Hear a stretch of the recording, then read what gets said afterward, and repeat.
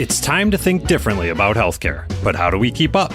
The days of yesterday's medicine are long gone, and we're left trying to figure out where to go from here. With all the talk about politics and technology, it can be easy to forget that healthcare is still all about humans. And many of those humans have unbelievable stories to tell. Here, we leave the policy debates to the other guys and focus instead on the people and ideas that are changing the way we address our health. It's time to navigate the new landscape of healthcare together and hear some amazing stories along the way. Ready for a breath of fresh air? It's time for your paradigm shift. Welcome to the Paradigm Shift of Healthcare, and thank you for listening. Search engine optimization has continued to evolve over the years, and search engines are frequently updated to be more intuitive to people's needs. This means that your SEO strategy has to keep evolving. What you were doing for your practice 10 years ago is not going to work today. Even if your practice is showing up well in search results now, failing to keep up with the latest best practices could result in your practice falling behind with the next update. So today, Scott and I are joined by a very special guest. This is Ashley Hohenze. She is the marketing coordinator for P3. We've worked together for pretty much the same amount of time that I've been with the company, nearly that same amount of time. And Ashley, I know you've done a ton of writing for us. My first question is, how many articles, if you had to guess, do you think that you've written for the company? And that would be blog posts, that would be content you've written for customers. What's your wild guess on that? Hundreds, I'm sure. It has to be hundreds at least. Yeah. I mean, put it this way, like, if I were to come across some of my older content, sometimes I don't remember that I wrote it. It's been that much.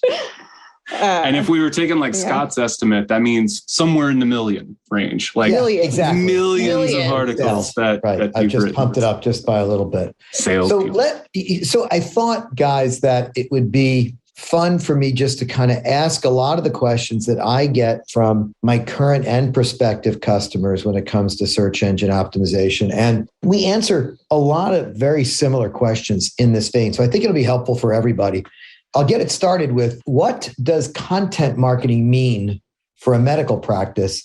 And why is it so important for search engine optimization? So it's important to kind of define what content marketing means for a medical practice, because content marketing means different things for different industries. What works for one type of business doesn't necessarily work for another. For a medical practice, when we talk about content marketing, what we're meaning is you want to let patients know who you are and what you do. What is your expertise? What conditions do you treat? Basically, how can you help? And why that's important for SEO is, search engines are built now, they're pretty smart, but if you want to show up in search results for a particular procedure or service, you really have to put that out there. You have to, if you don't say that you do a procedure, how is anyone going to know that you do it, basically? Yeah, we've had this happen a lot where I've been on the phone with a practice or visited with a practice in pre-COVID days.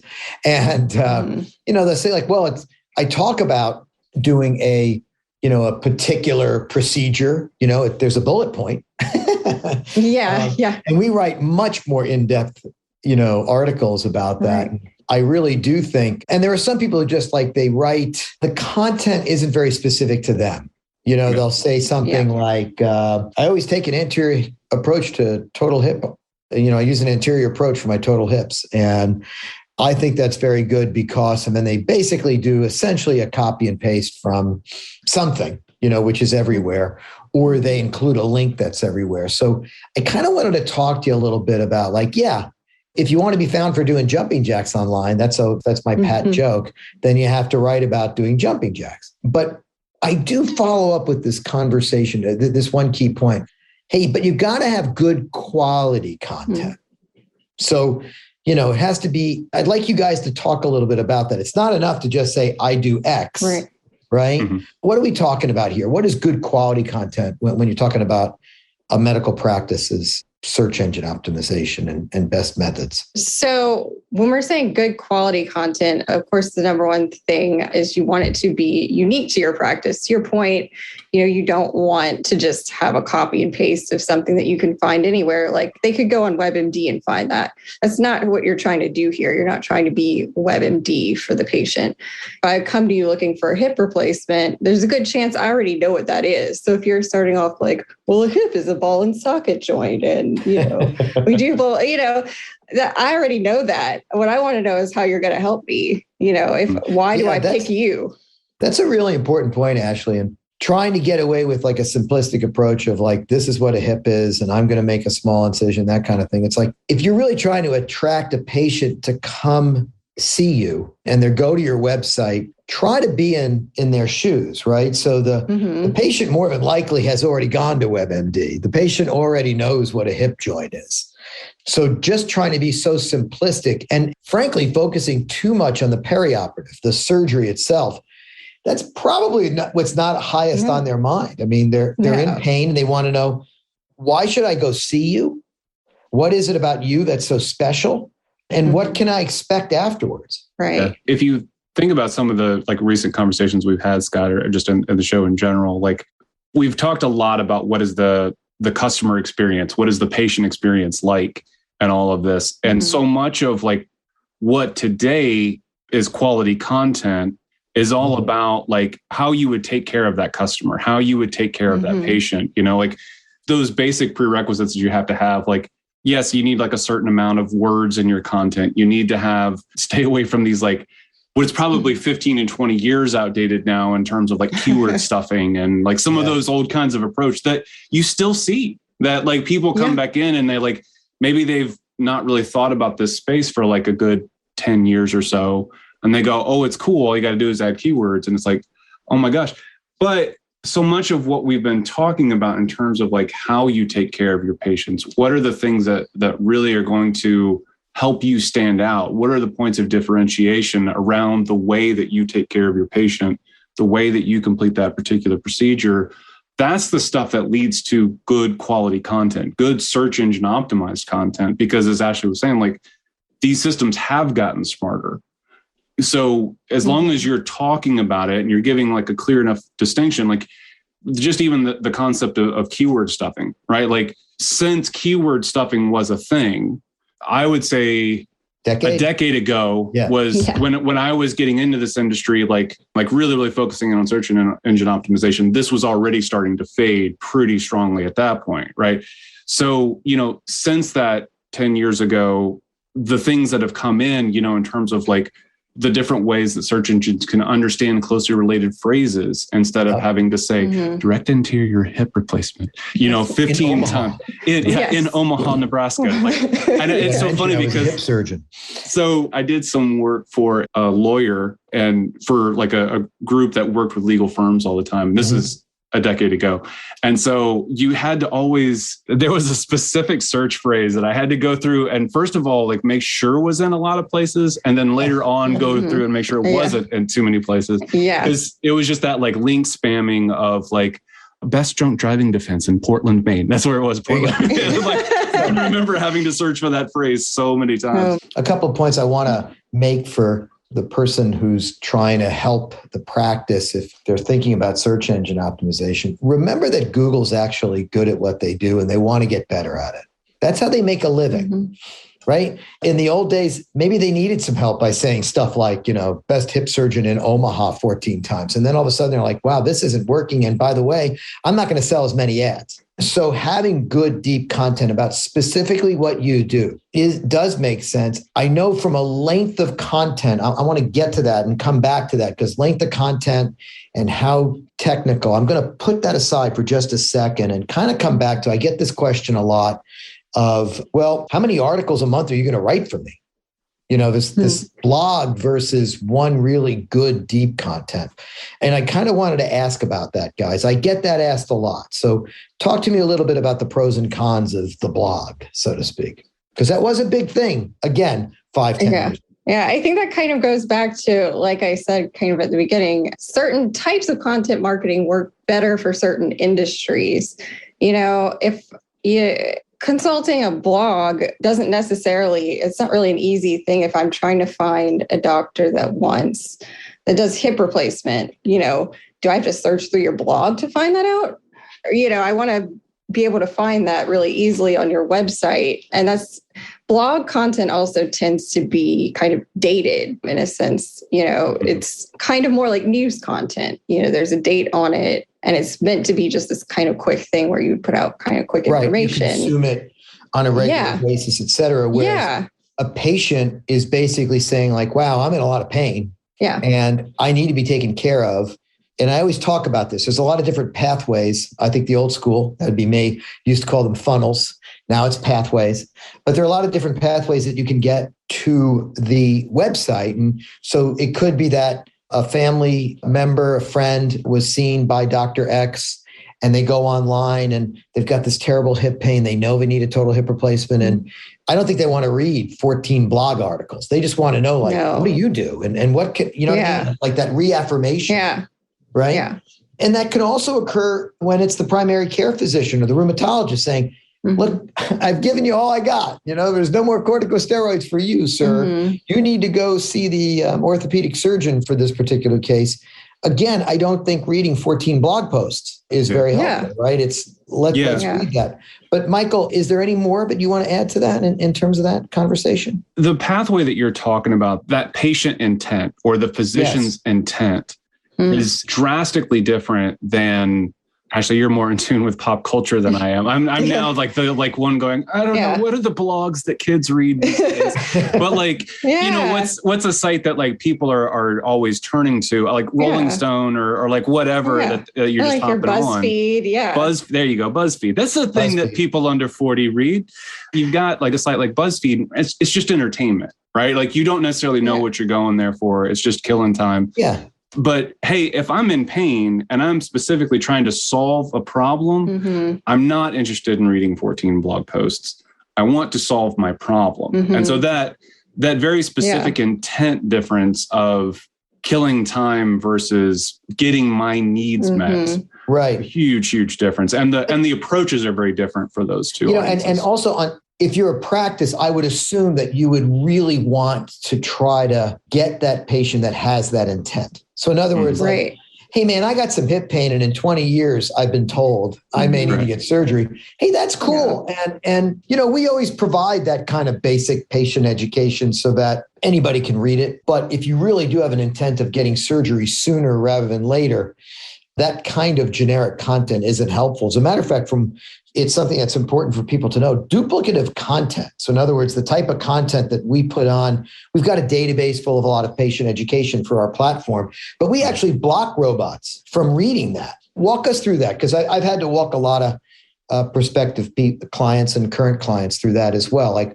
what's the issue with duplicative content? Right. So I guess going back to that uniqueness discussion is that if it's there on everybody's website, you're not talking about what makes you unique. And the search engine is smart enough to understand, hey, this same content is on, 100 different sites. So then it becomes a question of, especially if you're in the same market, well, which one ranks? They're exactly the same, right? And then what may end up happening is just neither of you do. So that's really the biggest thing. It used to be, if you got caught with duplicate content that you could just be taken out of the search results. And it's not really as bad anymore with that. But it's not going to really help you rank either, usually. Yeah, you've got all these spammy tactics that jump in and that start happening. And then Google is like, okay, we're not playing that game anymore. I think that's a really good thing. Before we get to this next topic, I do want to remind everybody, Google's very good at what it does. They're smart. So any type of like spammy tactic, infusing the page with lots of keywords. I remember when I first got started, now this is late 90s, early 2000s, because I'm old. Do you remember they used to put the white text on the white background so only Google could see it? Look, man, Google doesn't want that.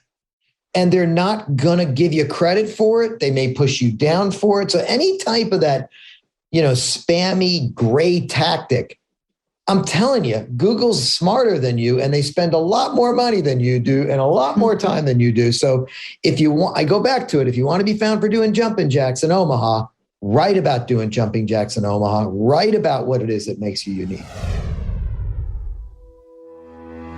Hey, it's Michael here with your P3 Pro tip for the week. Is your practice introducing a new procedure or service and trying to figure out how to attract patients online? A common problem that practices run into is that they lead SEO efforts with the name of the procedure or service. However, that strategy doesn't tend to work well with new treatment options. If patients don't know the name of your new offering, they won't think to search for it. So while you may end up ranking number 1 in Google for the treatment, you aren't likely to bring in new patients for that because they aren't searching for it. Instead, focus your SEO efforts on the problem that the new treatment solves. For example, if your practice is offering a new type of technology for knee replacements, focus on ranking for knee replacements, not for the name of the new technology.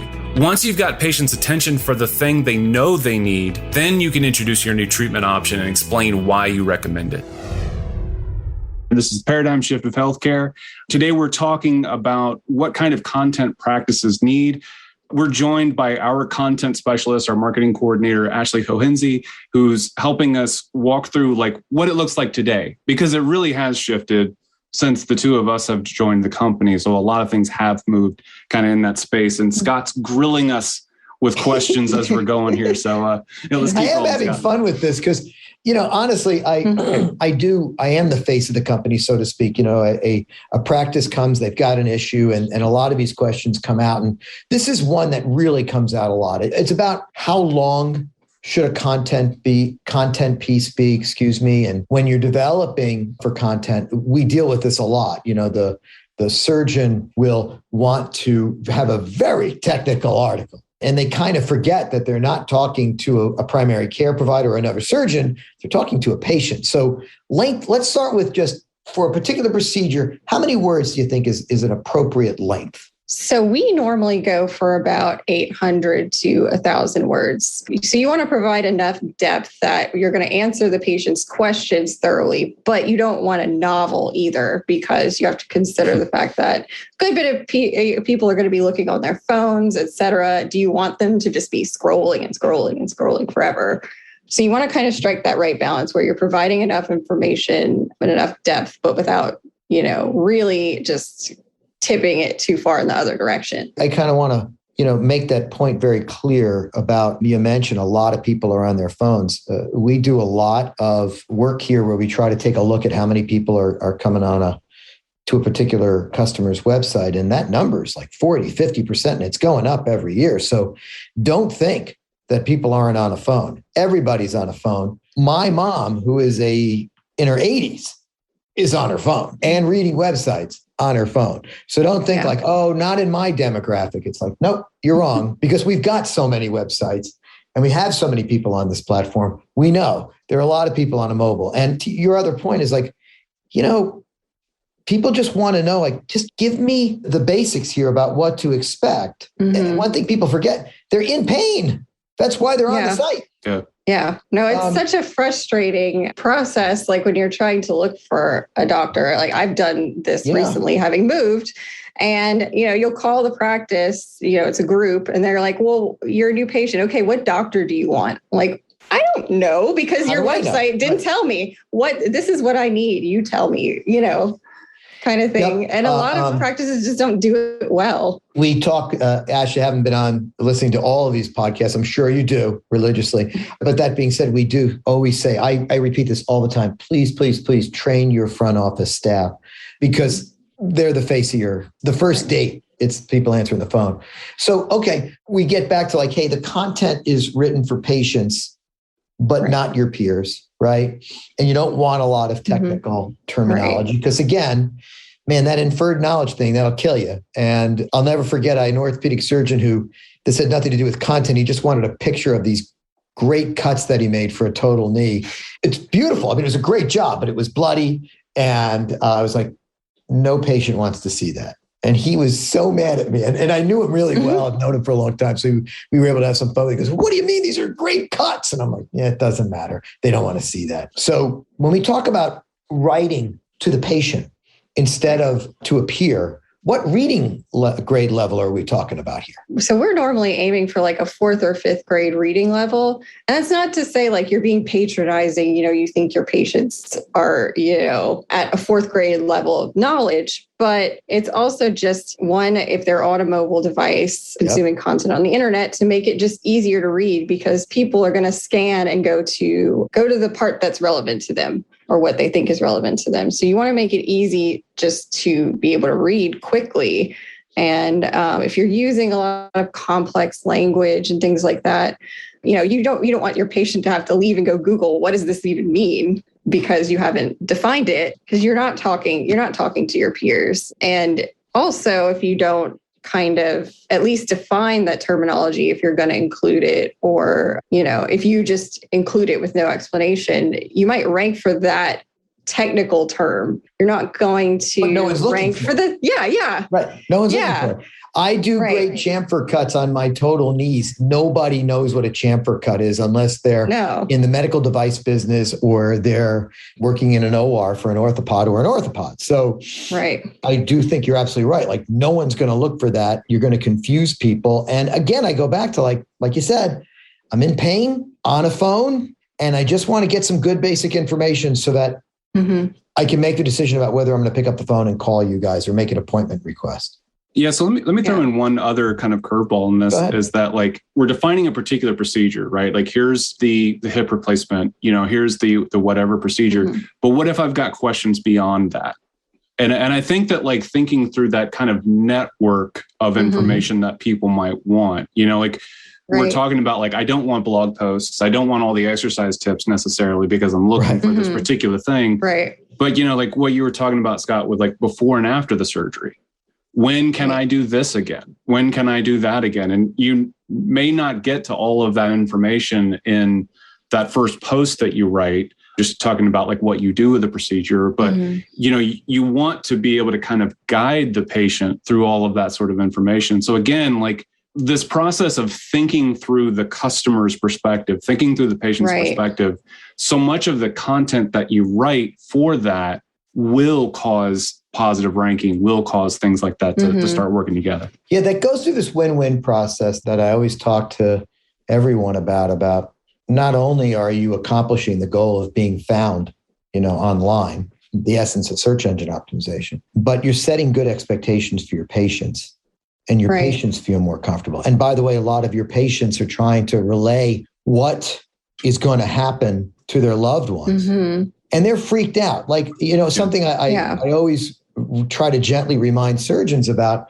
if you're a total knee surgeon doing a lot of total knees, it's a pretty commonplace. You have a cup of coffee even before you go in, like, and you do your work. And hey, man, and that's the way it's supposed to be. Like, whenever I talk to any of my friends about, well, who should I go see? I always say, like, just go to the person who does a lot of these, who has, good reviews online. It's, that type of thing. Because it's like, it should be commonplace for them. They practice it a lot, et cetera, et cetera. But the patient's freaking out and they're trying to get down whatever details they can to go tell anybody themselves as well. And I do think, Michael, along those lines, like, here's this information from what to expect from a big picture for a particular procedure. But I say this to all the surgeons. I said, you or your staff have had a conversation with all these patients 1 million times over. Oh, you're about to do a total knee. Oh, you're about to have a total hip done. Here, and they give you stuff. Yeah. Like, this is what's going to happen. This is where it's going to be and all that. And I'm like, a frequently asked questions page after we write this basic content is a great place, right, Michael, to go to? Yeah. It's a funny story because I think that, first of all, like, as we're kind of talking through here, like, we're not going to get to everything that we had even set out to cover today, because I think there's just so much that, like, where we have so much more to say about these kinds of things, and where we have so much to say because this is the conversations, again, we have with practices all the time. These are the things that people need to understand about it. But, talking about like an FAQ page, we had a physician up in Manhattan, does a lot of hip replacements, all of that kind of stuff. For a while, one of the most popular pages on the site were what happens after my surgery. Yep. And people from all over the country were looking at that page knowing that they're not all going to that particular physician. Like we weren't coming in there saying, like, look, see, we made you win because you got your what happens after my surgery page. But so many people weren't doing a good job of that. And so it was like, if I can just understand how somebody somewhere handles this process after I'm done with my procedure, I'll feel somewhat better about all of this. Yeah. And those guys who are really good and do a lot of surgeries, they are answering those questions a lot. And what I always advise them to do is just get it down on a piece of paper, man. You know what I mean? Or record your conversation, with a patient, or I don't know, buy some donuts or lunch, for the team and say, guys, we say the same stuff over and over for these 5 procedures. Why don't we get it down on paper and get it up on the website? All of our websites are built with a content management system. It's pretty easy to add that. Obviously, you can come and talk to us about it too. We'll be happy to do it. But it is a great next step because, Michael, you have a very valid point. Like after you write that, it's like, all right, what's next? What do we do? It's like, I think we actually have to have a separate show about like, okay, we've written good content, right? And I do want these takeaways, guys. So tell me if I'm missing anything. Hey, write about the particular procedure you want to be found for. Have good information about what to expect and what you do that makes you a little different. Ashley, I know that you've interviewed quite a few people over the years about this, right? We're not going to write it so that it's written for another surgeon. We're going to write it for a patient. We're going to try to write it so that it's easy to understand, easy to scan. So that's that 4th grade reading level. I think these are critical things for everyone to understand, whether you use us, whether you use anybody. It's like, it's not about soothing your ego to write a really complex article, that's going to end up appearing, in the Journal of Bone and Joint Surgery. It really is about trying to help your patient and help them understand. Absolutely. All right, let's wrap here. I think we've got so much more we can say, and we'll save that for another conversation. We're going to have an SEO part 2, everybody. I'm sorry. You've got to come back and hang out with us more. Ashley, I'm sorry. We are going to invite you back on. Awesome. So excellent. So thanks everybody for listening. Obviously, check us out. We're at p3practicemarketing.com. You will find us with a podcast show link there. And thanks always for listening. Have a great week. Thanks again for tuning in to the Paradigm Shift of Healthcare. This program is brought to you by Health Connective, custom marketing solutions for medtech and pharma. Subscribe on Apple Podcasts, Google Play, or anywhere you listen to podcasts.